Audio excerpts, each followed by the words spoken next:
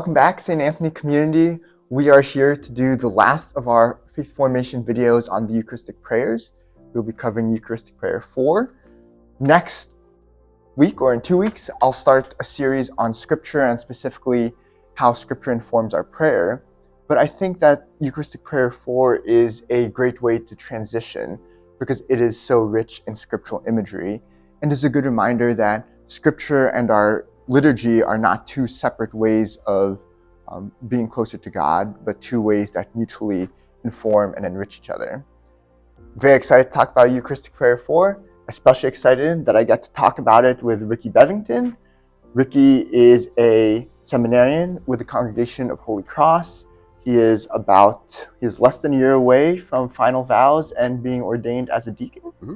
Very exciting. Ricky is a friend and was a classmate of mine in the Master of Divinity program.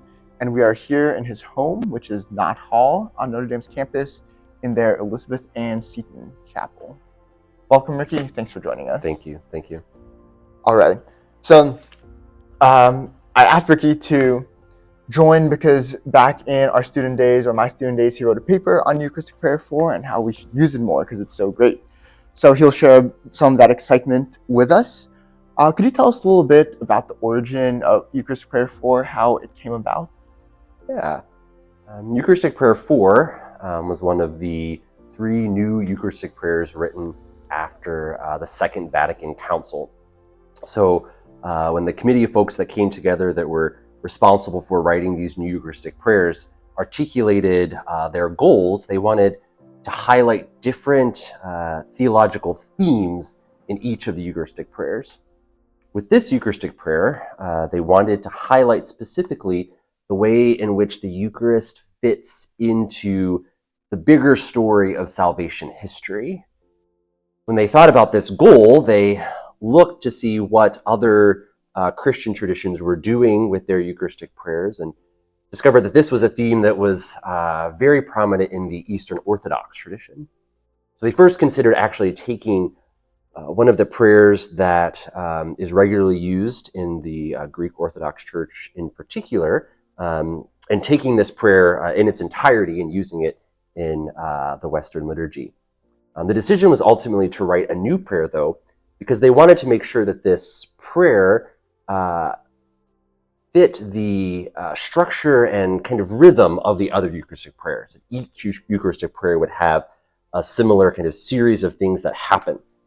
So they took that value and used the inspiration of these other prayers to come together to form what we have today as Eucharistic Prayer 4.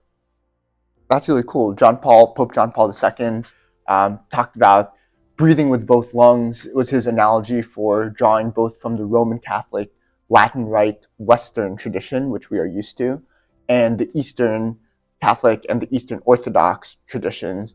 And so it's cool how praying this prayer at Mass is a way of allowing that richness to enter our worship.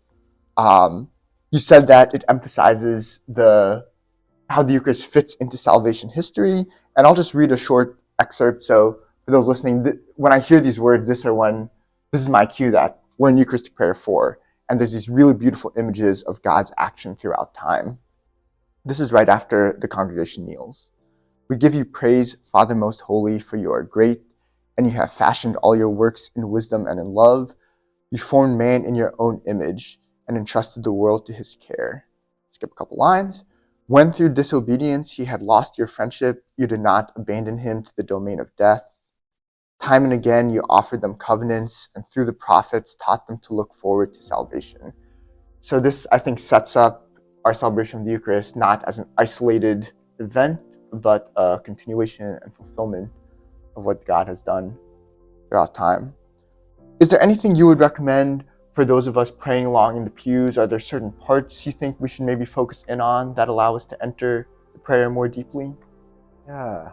The Eucharistic Prayer 4 is the only Eucharistic prayer that uses the word love.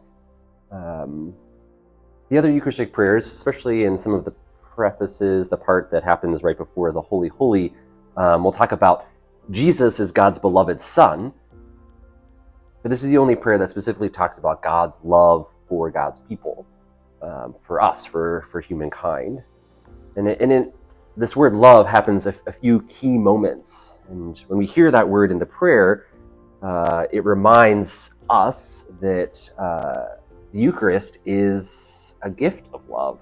It's one of the ways that God shows God's love for God's people. And so every time that word comes back in the prayer, that should be a reminder for us of what's happening here in the Eucharist. Specifically, these words, the word love, comes up right before the meal narrative, where we hear the words, "This is my body, this is my blood."